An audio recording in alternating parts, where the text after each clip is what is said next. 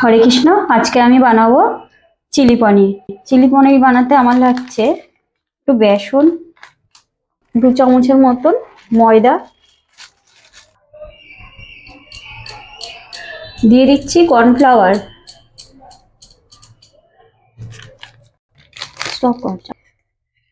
এবার আমি ভালো করে একটু চেলে নেব।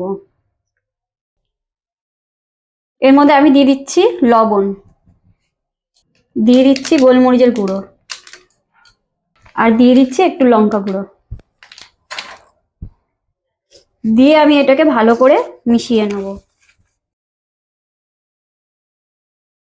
এবার আমি পনিরগুলোকে একটা একটা করে এর মধ্যে মাখিয়ে তুলে নেব।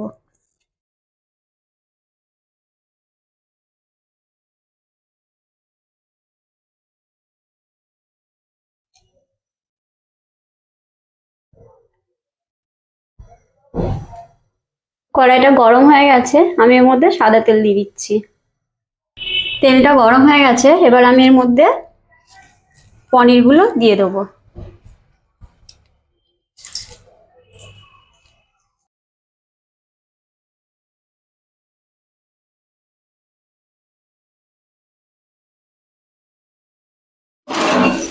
আমার পনিরগুলো খুব ভালো করে ভাজা হয়ে গেছে, এবার আমি পনিরগুলোকে তুলে নেব।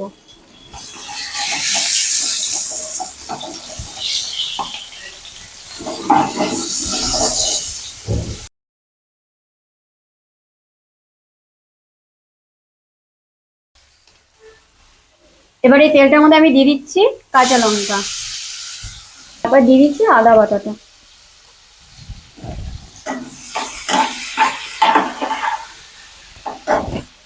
এবার এর মধ্যে দিয়ে দেবো আমি ক্যাপসিকাম কুচোটা। ক্যাপসিকাম গুলোকে আমি খুব ভাজবো না, একটু কাঁচা কাঁচাই রাখবো। দিয়ে দিচ্ছি টমেটো, এর মধ্যে একটু গোলমরিচের গুঁড়ো দিয়ে দিলাম, আর দিয়ে দিচ্ছি কাশ্মীরি লঙ্কা গুঁড়ো, দিয়ে দিচ্ছি লবণ। লবণটা আমি পনিরেও দিয়েছিলাম। এর মধ্যে একটু দিয়ে দিচ্ছি রেড চিলি সস, দিচ্ছি টমেটো সস,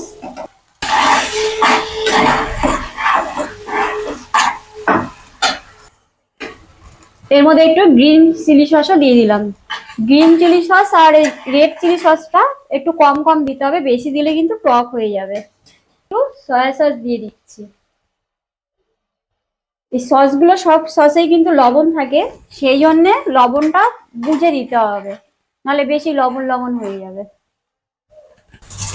খুব অল্প করে আমি আজিনামোটো দিয়ে দিচ্ছি, আপনারা চাইলে দেবেন, না চাইলে দেবেন না। এবার একটু জল দিয়ে দিচ্ছি। আমি পনিরগুলো এর মধ্যে দিয়ে দেবো। পনির দিয়ে আমি খুব বেশি ফোটাবো না। আমার পনিরটা এবার হয়ে গেছে, এবার আমি এই পনিরটার মধ্যে একটু ধনেপাতা দেবো। এটা যার যার নিজের ব্যাপার, ধনেপাতা দিতেও পারেন, নাও দিতে পারেন। দিয়ে এখন আমি গ্যাসটা অফ করে দেবো।